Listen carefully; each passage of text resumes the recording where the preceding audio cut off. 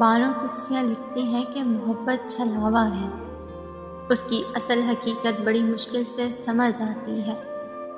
کچھ لوگ جو آپ سے اظہار محبت کرتے ہیں اتصال جسم کے خواہاں ہیں، کچھ آپ کی روح کے لیے تڑپتے ہیں تو کسی کے جذبات پر آپ خود حاوی ہو جانا چاہتے ہیں،